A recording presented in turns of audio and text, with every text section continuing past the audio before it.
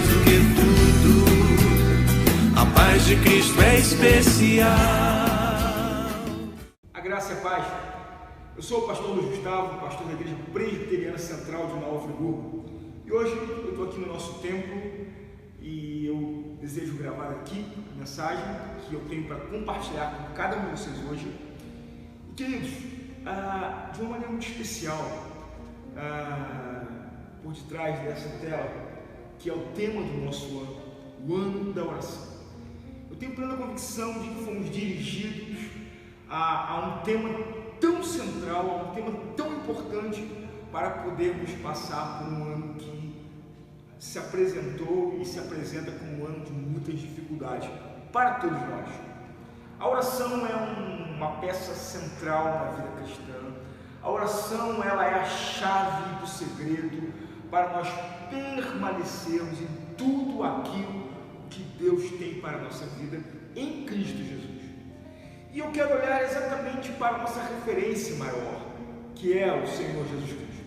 Evangelho de Marcos, no capítulo 1, quando o evangelista está aqui apresentando o princípio das obras de Jesus no seu ministério público, que começa a partir dos seus 30 anos de idade, nós vamos perceber que a oração ela está centralizada na essência de todas as coisas. Então eu quero convidar você a abrir a sua Bíblia no Evangelho de Marcos, capítulo 1, a partir do verso 35 até o verso 38. É o texto que nós temos aqui para meditar nesse dia. A palavra de Deus diz assim, confira comigo a leitura da palavra de Deus. Tendo se levantado alta madrugada, saiu e foi para um lugar deserto e ali orava. Procuravam diligentemente Simão e os que com ele estavam. Tendo-o encontrado, lhe disseram: todos te buscam. Jesus, porém, lhes disse: vamos a outros lugares, às povoações vizinhas, a fim de que pregue-se também ali, pois para isso é que eu vim. Então foi por toda a Galileia, pregando nas sinagogas deles e expelindo os demônios. Amém? Queridos, eu queria olhar para você, mas muito mais do que para o texto, eu gostaria de olhar para o contexto aqui dessa palavra. O nosso tema é oração, e Jesus ele se retira para orar. Mas o que me chama a atenção é quando ele se retira para orar. Se você estiver com a sua Bíblia aí, você vai perceber que o capítulo 1, de Marcos, ele nos dá conta de algumas coisas que antecedem o ministério público de Jesus. Entre elas, o surgimento de João Batista pregando o evangelho do reino de Deus, pregando o arrependimento, arrependei-vos porque é chegado o reino de Deus. João dando testemunha de Jesus até o verso 7. A partir do verso 9, nós temos o batismo de Jesus. Jesus ele é batizado e então aqui ele é levado ao deserto, é tentado por Satanás, e então ele volta para Galileia e dá início ao seu ministério público. O que nós conhecemos da vida de nosso Senhor Jesus Cristo é apenas os seus últimos 3 anos, o que nós chamamos de ministério público. O ministério público de Jesus se dá aqui nesse momento. A partir da sua tentação, do seu batismo e tentação, Jesus volta para Galileia, verso 16, ele chama os seus discípulos, e a partir do verso 21, Jesus começa um ministério de cura. Ele, a partir do verso 21, vai curar um endemoniado em Cafarnaum. Depois ele cura a sogra de Pedro, faz muitas outras curas a partir do verso 32, mas no verso 35 ele para tudo e se retira para a oração. Ele vai orar, e depois disso, ele volta no verso 40, vai curar um leproso, capítulo 2, cura um paralítico ainda na aldeia de Cafarnaum, vai chamar Levi, vai comer com pecadores, vai falar sobre o jejum, vai falar sobre o sábado. Capítulo 3 ele vai curar o homem da mão ressequida. Perceba que essa retirada dele, esse retiro que ele faz, é no meio de muito trabalho. Ele vem em uma sequência de curas. Depois da oração ele volta para essa rotina ordinária que é uma série de sequências de curas também, de ensino. Então, antes de pensar no texto propriamente dito, eu quero já aplicar a primeira mensagem desse texto para a nossa vida. Nós trabalhamos muito, nós somos uma geração que não para, nós somos uma geração que não consegue parar em um minuto, não conseguimos parar no almoço, não conseguimos parar no café, não conseguimos, eu tenho uma dificuldade muito grande de parar a minha vida. Mas a oração é o momento que você se desliga desse mundo e se volta para Deus. Nos momentos mais difíceis da sua história, nos momentos mais produtivos talvez da sua vida, você precisa aprender a se disciplinar, parar e orar. Se você está olhando para o nosso banner, talvez você possa estar ali vendo aquele trovão. Aquele trovão não é uma mera decoração, ele é um sinal, ele é um símbolo que nós na Igreja Presbiteriana Central de Nova Friburgo temos buscado e temos sido inspirados por esse símbolo, extraído de um poema de George Herbert, século XVII. Esse homem diz que a oração ela é um trovão reverso. Se você parar para pensar, você vai chegar à conclusão de que o trovão é um símbolo que une a terra ao céu. E a palavra do nosso Senhor Jesus Cristo, em Mateus capítulo 18, 19, diz que tudo aquilo que nós ligarmos na terra será ligado no céu. E o trovão então é esse símbolo. É um símbolo visível que mostra uma unidade da terra ao céu. Isso inspira muito meu coração. Isso me faz lembrar que a minha oração não é em vão. A minha oração não é sem efeito nenhum. E George Herbert diz na sua oração que o trovão ele é reverso. A oração é um trovão reverso, não um trovão que vem do céu para a terra, mas um trovão que sai da terra para o céu.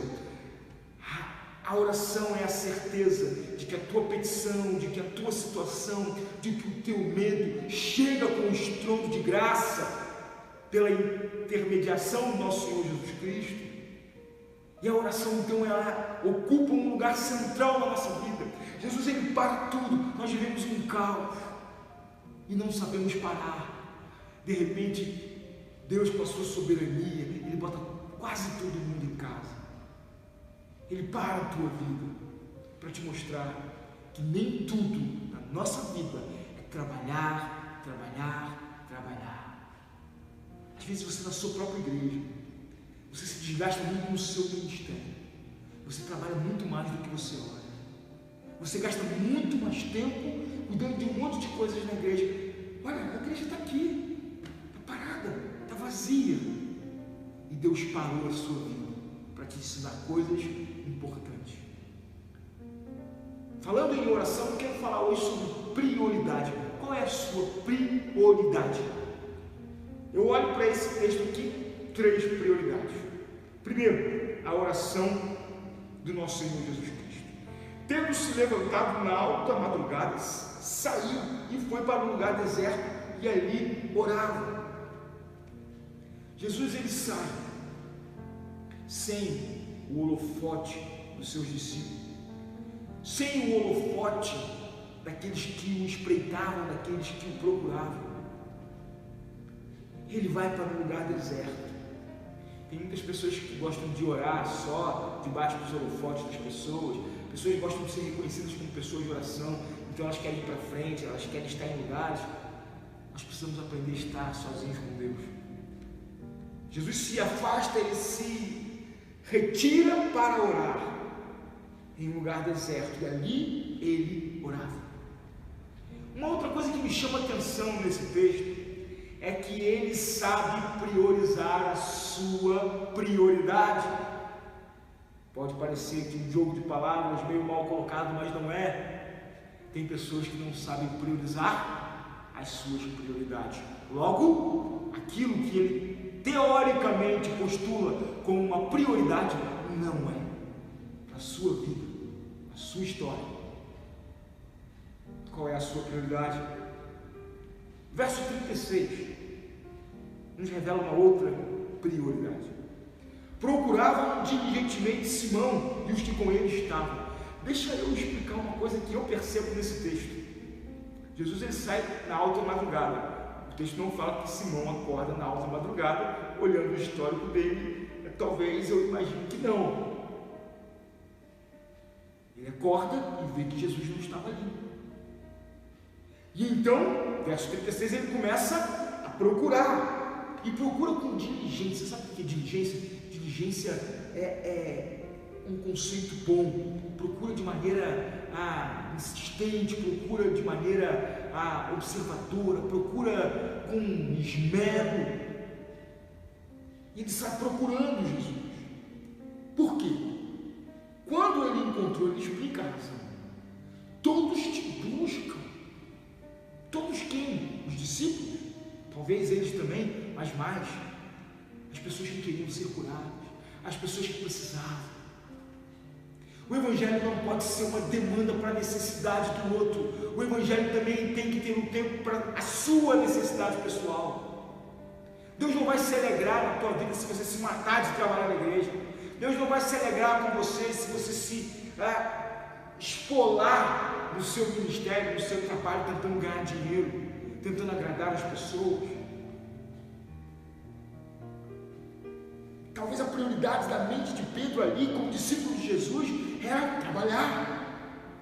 Procura diligentemente, porque os outros te buscam. As pessoas estão aí, estão perguntando onde é que o Senhor está, onde que você vai fazer milagres hoje, onde você vai atuar, onde você vai ensinar, aonde? Aonde? Essa é a crise de não conseguir parar. A prioridade de Jesus era parar e estar em relação com o Pai. A prioridade dos discípulos era trabalhar. E aí, a partir do verso 38, surge aqui uma outra realidade, uma outra prioridade. Jesus, porém, lhes disse: vamos a outros lugares, a povoações vizinhas, a fim de que eu pregue também ali, pois para isso é que eu vim. Então foi por toda a Galileia, pregando nas sinagogas deles e expelindo demônios. Eu gosto dessa palavra. Aqui é a prioridade do reino. O reino na qual Cristo se assenta como rei e nos mostrou que ele tem uma prioridade com o Pai e também com o reino. É para isso que eu vim. E é uma prioridade diferente da prioridade dos discípulos. A prioridade do reino é ir e pregar para todos os povos. Às vezes nós nos ensimesmamos em nossas igrejas que hoje estão fechadas, nos ensimesmamos em nossos guetos culturais e religiosos e não fazemos com que a palavra ecoe através das nossas bocas, através das nossas vidas. E às vezes nem pregamos, sabe? Porque temos vergonha.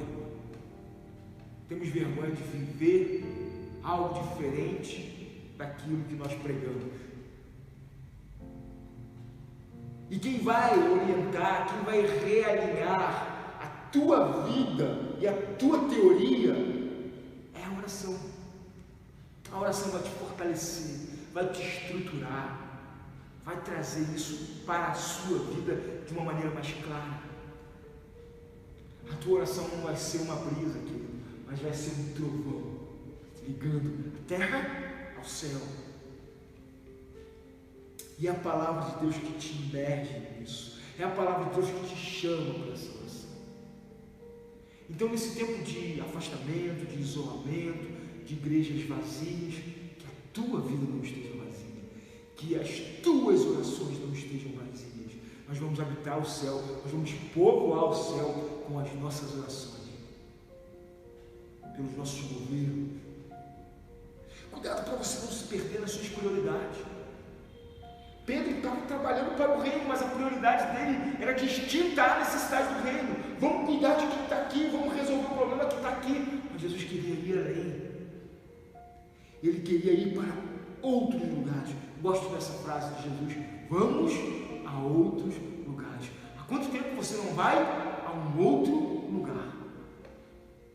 Há Há quanto tempo você não experimenta o melhor de Deus em outros lugares? Foi para isso que eu vim. Então foi por toda a Galileia, pregando nas sinagogas deles e expelindo demônios. A ideia dos demônios aqui, ela talvez possa ser ampliada numa perspectiva. Jesus, sim, ele vai expulsar as primeiras curas que Jesus faz, registradas no Evangelho de Marcos, é um endemoniado em Cafarnaum, que tem o seu demônio expelido. Mas há muita coisa de Satanás que precisa ser expelida das nossas vidas. O Evangelho precisa avançar porque Satanás tem habitado mentes, influenciado corações, interferido em casamentos, colocando ideias na cabeça dos nossos jovens, fazendo confusão nos negócios dos empresários que são evangélicos. Porque aqueles que não são de Deus, não têm temor de Deus, não precisa ser evangélico. Eu conheço muito empresário que não é crente, mas é muito sério. Mas ele tem procurado fazer confusão, ele tem procurado trazer corrupção ao comércio, às relações, aos governos. E aí, ao invés de nós, cristãos evangélicos ou católicos, seja lá a linha do cristianismo que você siga, seja qual for a sua denominação, sabe o que nós fazemos? Nós não fazemos com que esse evangelho vá a outros lugares para expulsar a ação demoníaca. Nós vamos para o Facebook, vamos ficar falando mal do presidente, vamos ficar falando mal de um ou de outro.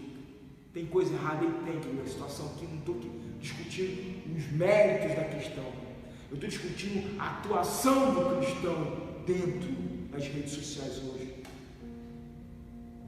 Nós falamos como quem não ora. Nós falamos como quem não entende a prioridade do reino. Os nossos Facebooks, os nossos Instagrams, as nossas mensagens do WhatsApp deveriam estar cheias de mensagem de paz, de esperança, de intercessão, pelos justos e pelos injustos. Mas não. As nossas postagens estão cheias de veneno. As nossas postagens estão cheias de prioridades políticas, prioridades pessoais. Ou você acha que Deus não está no controle dessa epidemia? Ou você não crê na soberania de Deus sobre todas as coisas? Então eu acho que nós não cremos no mesmo Deus, ou no Deus da Bíblia, que diz que Ele tem controle sobre todas as coisas. Ele é rei sobre as nações, Ele marcha sobre as nações. Não é nesse Deus que você crê? Então talvez nós precisamos revisar a nossa prioridade e parar um pouco os trabalhos, nos retirarmos e orarmos um pouco mais e fazer com que as nossas orações se transformem em trovões reversos. Que Deus abençoe a sua vida, que essa palavra seja uma palavra de inspiração, de motivação, de reflexão para a sua vida. Nós nos encontraremos no próximo programa. Eu fico por aqui hoje e desejo a você uma semana na graça e na paz de nosso Senhor Jesus Cristo. Fiquem todos com Deus. De coração, irmão, quero te declarar a paz que vem de Jesus e vale muito, muito mais do que ouro ou outro metal, mais do que tudo, a paz de Cristo é especial.